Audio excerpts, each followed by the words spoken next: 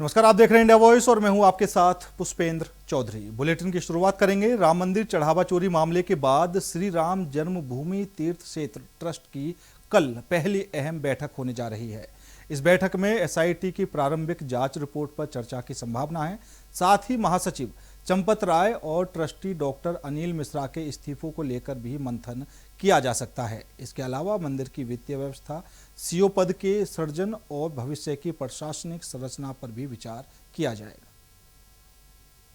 चोरी मामले में एसआईटी की जांच जारी है, लेकिन अब सबकी नजरें कल होने वाली श्री राम जन्मभूमि तीर्थ क्षेत्र ट्रस्ट की पहली बैठक पर है, जो चढ़ावा चोरी का मामला सामने आने के बाद हो रही है, जहां सिर्फ एसआईटी की शुरुआती रिपोर्ट ही नहीं बल्कि महासचिव चंपत राय और ट्रस्टी डॉक्टर अनिल मिश्रा के इस्तीफों पर भी चर्चा होगी। बैठक दोपहर 3 बजे दिल्ली के मणिराम दास छावनी में होगी। माना जा रहा है कि इसमें कई अहम फैसले लिए जा सकते हैं। बैठक का सबसे बड़ा एजेंडा रहेगा एसआईटी की शुरुआती जांच रिपोर्ट पर चर्चा। इसी के साथ ट्रस्ट के महासचिव चंपत राय और ट्रस्टी डॉक्टर अनिल मिश्रा के इस्तीफों पर भी विचार होगा। आपको बता दें, ट्रस्ट के नियमों के अनुसार इस्तीफा स्वीकार करने के लिए 2/3 बहुमत जरूरी होगा। बैठक में सिर्फ इस्तीफों पर ही नहीं बल्कि भविष्य की व्यवस्थाओं पर भी चर्चा होगी। राम मंदिर के प्रशासनिक ढांचे को और मजबूत बनाने के लिए सीईओ पद सृजित करने का प्रस्ताव रखा जा सकता है। इसके अलावा मंदिर की वित्तीय व्यवस्था, चढ़ावे की निगरानी और प्रबंधन से जुड़े कई अहम मुद्दों पर भी मंथन होगा। ट्रस्ट की बैठक पर प्रेमानंद गिरी महाराज ने साफ कहा है कि अंतिम फैसला जांच रिपोर्ट के आधार पर होगा और इस्तीफों समेत दूसरे मुद्दों पर संतों की समिति निर्णय लेगी। वो तो जांच ने जो बताया है वो जांच का है। संत बैठक में क्या कहते हैं वो बाद में पता चलेगा। अभी तो उन लोगों की रिपोर्ट है, किसको क्या कहा है नहीं कहा है, जांच में कितना है, रिपोर्ट के आधार पर किया है। बाकी तो समिति क्या निर्णय करती है तैसा होगा, कौन हटता है कौन रहता है क्या होता है। ठीक, कल ही मीटिंग भी होनी है। हाँ, तो उम्मीद है कुछ बेहतर की तरफ बढ़ेगा। अब बेहतर ही होगा, जो कुछ होगा बेहतर होगा। वहीं ट्रस्ट के सदस्य महंत दिनेंद्र दास ने कहा कि ट्रस्ट जो भी फैसला करेगा वो सभी को स्वीकार होगा। बैठक जो ट्रस्टों का निर्णय वैसे ही होगा और जो ट्रस्टों की बात होगी, रामलला का जो लेन देन मामला हो सब बातचीत करेंगे। वो तो रामलला ठीक कर रहे हैं, जो जेल में चले बड़ा अच्छा हुआ, उनको फांसी देना जरूरी है। रामलला के यहाँ चोरी कर लिया था, वो तो जो ट्रस्ट वाले जो निर्णय लेंगे वही हम भी मान लेंगे।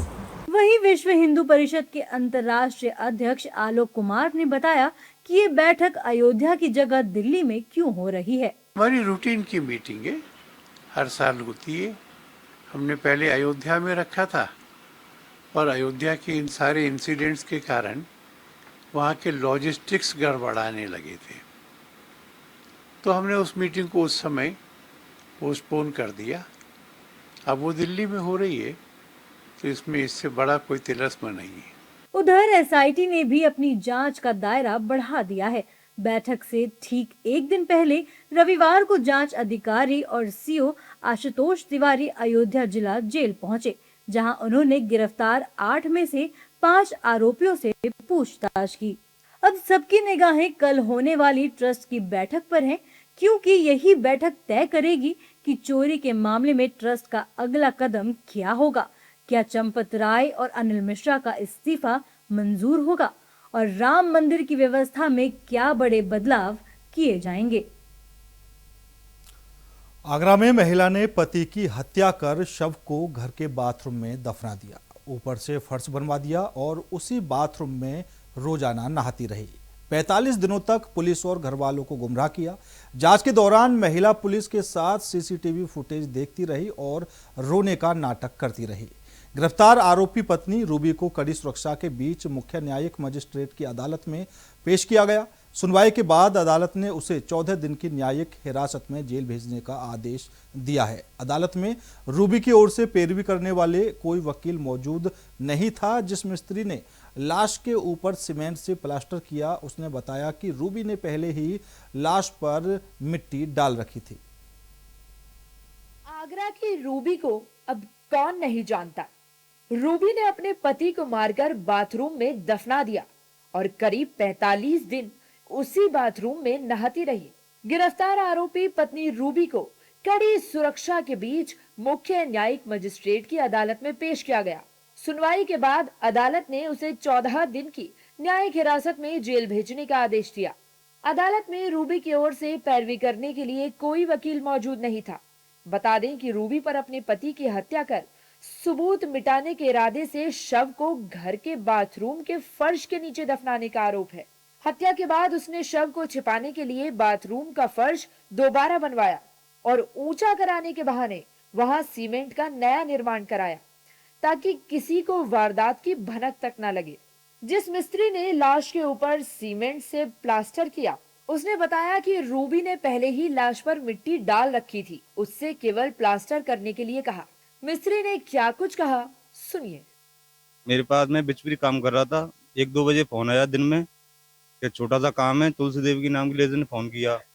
मैं बराबर हूँ क्योंकि वहाँ काम करके आया हुआ था, तो मैंने कि शाम को आके काम देख लूंगा। तो 6, साढ़े 6 बजे वहाँ पे मैं पहुंचा तो वो लेडीज मिट्टी डाल रही थी बाल्टी में भर के बाथरूम के अंदर। तो उसने बोला कि अभी कर दो। मैं अभी तो नहीं हो पाएगा, मैं कल सुबह आके कर देंगे काम। लेडीज घर में अकेली थी और फिर तुलसी देवी आ गई वहाँ पे, दोनों आपस में बात करती नहीं। आधे घंटे का काम था, मैं करके अपने घर आ गया। इस मामले का खुलासा होने के बाद यह हत्याकांड देश भर में चर्चा का विषय बन गया। इसके साथ ही हत्या के पीछे की वास्तविक वजह, वारदात की पूरी टाइमलाइन और घटना से जुड़े अन्य तथ्यों की भी गहन पड़ताल की जा रही है। इससे पहले पूछताछ के दौरान रूबी ने जो कहानी बताई, उसने हर किसी को हैरान कर दिया। पुलिस के मुताबिक रूबी ने पहले खीर में 15 से 16 नींद की गोलियां मिलाई और पति सुरेंद्र शर्मा को खिला दी। इसके बाद उसने अकेले ही पति की हत्या कर दी। वहीं मृतक सुरेंद्र के भाई अनिल शर्मा और पड़ोसियों का क्या कहना है, सुनिए। ये 1.5 महीने करीब पहले लापता हुआ था। गुमशुदा की रिपोर्ट लिखा दी गई थी। 3 तारीख को उसने कन्वेंस किया कि मैंने बॉडी को यहाँ दफना किया।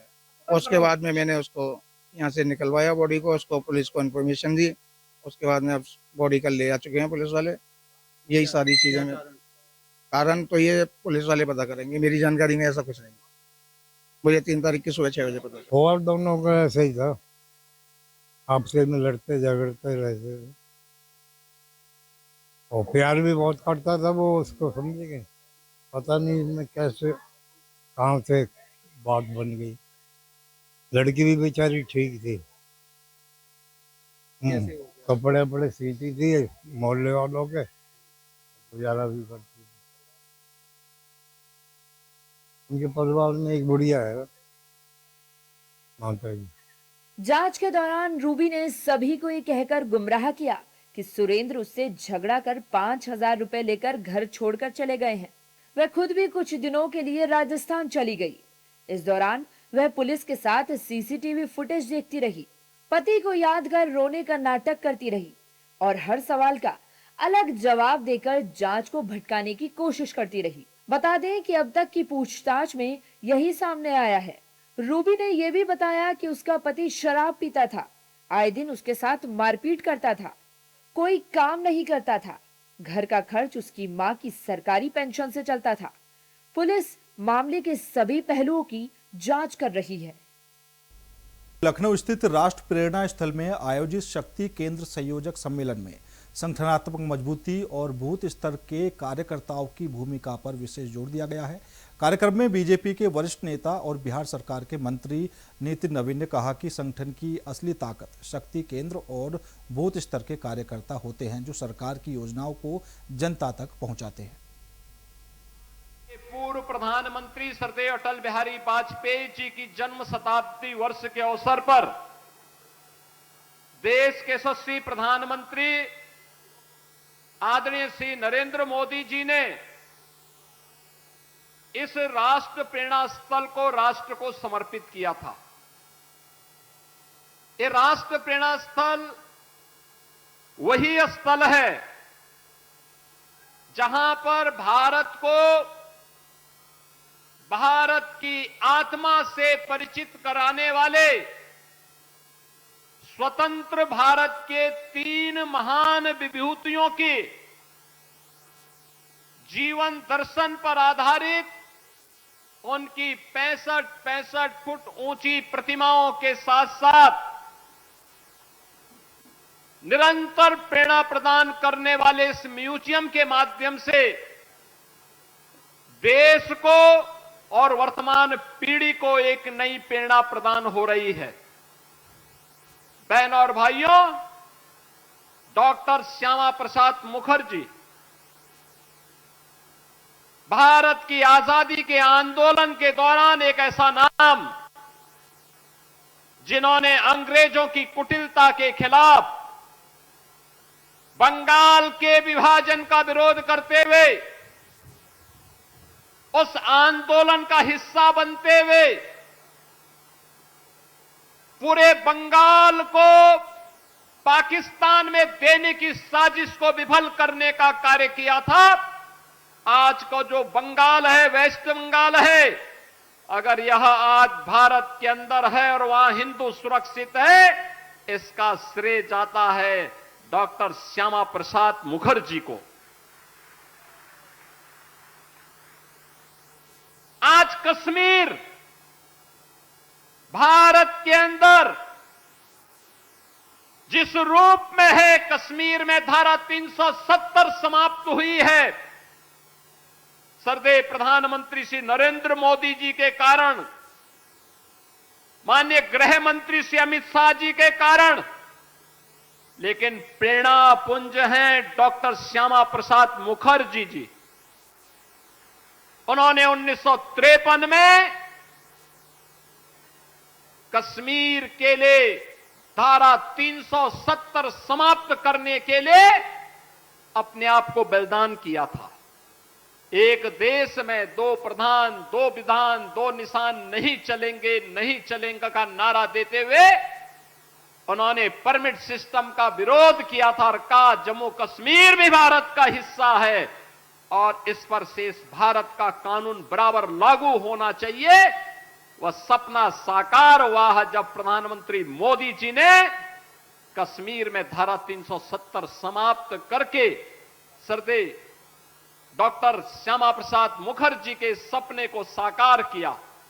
याद करें, भारतीय जनता पार्टी का कार्यकर्ता हो या भारतीय जनसंघ का कार्यकर्ता, सदैव एक ही नारा हमेशा लगाता था, जहां हुए शहीद मुखर्जी वह कश्मीर हमारा है। ये नारा केवल नारा नहीं था, ये भारतीय जनता पार्टी की वैचारिक प्रतिबद्धता का प्रतीक था और उस सपने को साकार किया है प्रधानमंत्री मोदी जी के नेतृत्व में भारतीय जनता पार्टी की सरकार ने।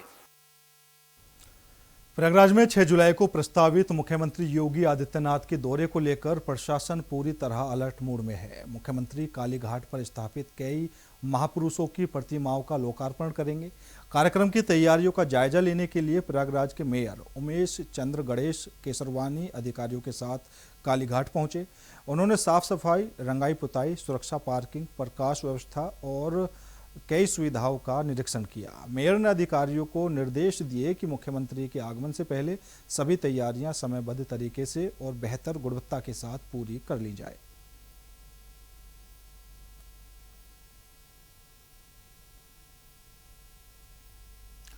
बदायूं में प्रेम प्रसंग का एक सनसनीखेज मामला सामने आया है। बिलसी थाना क्षेत्र के रामपुर टांडा गांव में 17 वर्षीय छात्रा की कथित तौर पर उसके प्रेमी ने गला दबाकर हत्या कर दी। आरोप है कि छात्रा की शादी कहीं और तय होने के बाद आरोपी ने उसे मिलने के लिए बुलाया और दुपट्टे से गला घोंटकर हत्या करने के बाद शव मक्के के खेत में फेंक दिया। पुलिस ने शव को पोस्टमार्टम के लिए भेजते हुए मुख्य आरोपी को गिरफ्तार कर लिया है। वहीं परिजनों ने आरोपी के पिता की भी संलिप्तता का आरोप लगाया है। पुलिस पूरे मामले की जांच में जुटी है।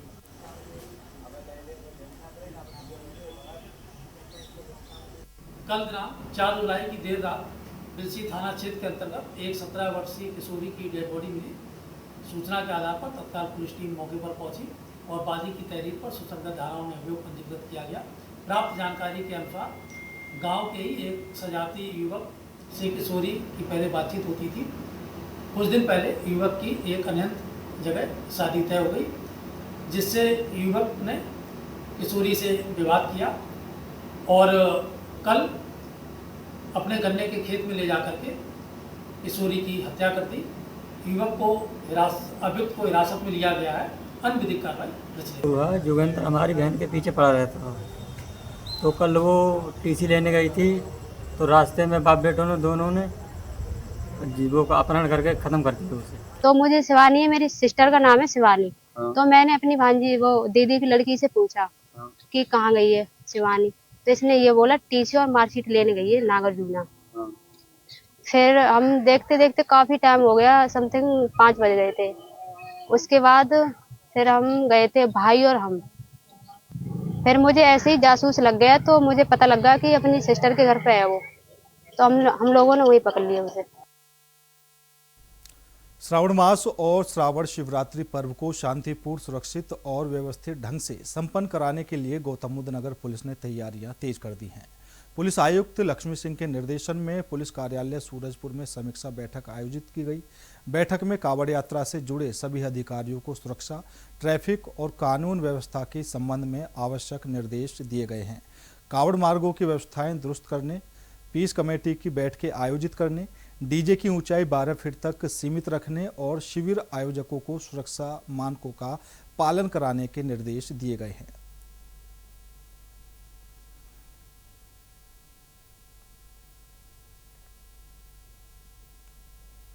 दिल्ली में विश्व हिंदू परिषद के अध्यक्ष आलोक कुमार ने जांच अधिकारी को लिखे अपने पत्र राम मंदिर ट्रस्ट की बैठक और ट्रस्ट को लेकर लगाए गए आरोपों पर अपनी प्रतिक्रिया दी है। उन्होंने कहा है कि राम मंदिर से जुड़े सभी कार्य पारदर्शिता और निर्धारित प्रक्रियाओं के तहत किए जा रहे हैं। साथ ही उन्होंने समाजवादी पार्टी के अध्यक्ष अखिलेश यादव द्वारा लगाए गए आरोपों पर भी जवाब दिया। वो जो डीएसपी हैं वो इस केस के आईओ भी हैं, इन्वेस्टिगेशन ऑफिसर, इसलिए उनको लिखा है। और जिन लोगों के बारे में लिखा है वो बड़े लोग हैं, बड़े पदों पर हैं, इसलिए मैंने ये मान लिया कि वो जो कहते हैं, विशेष तौर पर जो पब्लिक डोमेन में कहते हैं, वो किसी आधार पे कहते होंगे। उनको इस केस के तथ्य मालूम होंगे। तो किसी ने कहा कि 20,000 करोड़ रुपए से ज़्यादा गायब हुआ है। हमारी तो जानकारी में है कि इतना तो कुल आया भी नहीं, पर प्रोफेसर राम गोपाल यादव कह रहे हैं। तो फिर अगर पुलिस उनसे ये जानकारी करे कि आप इस रकम पर कैसे पहुंचे, किस किस ने आपको ये जानकारी दी, क्या आपके पास में इसके बारे में कोई कागज हैं, और राम गोपाल जी वो सब उनको बता देवें, तो इससे इन्वेस्टिगेशन में सहायता होगी। ऐसे ही जो हमारे पूर्व मुख्यमंत्री केजरीवाल जी ने बोला है और जो श्रीमती प्रियंका गांधी वाड्रा ने बोला है कि हजारों करोड़ का चढ़ावा, तो मैंने कुछ उंगली नहीं उठाई है उन पर। मैंने तो कहा कि इनकी सहायता ली जानी चाहिए, इनको तो बहुत सारी बातें पता हैं जो हमको भी नहीं पता। फिलहाल मेरे साथ इस बुलेटिन में इतना ही। बाकी देश और दुनिया की तमाम खबरों के लिए देखते रहिए इंडिया वॉइस।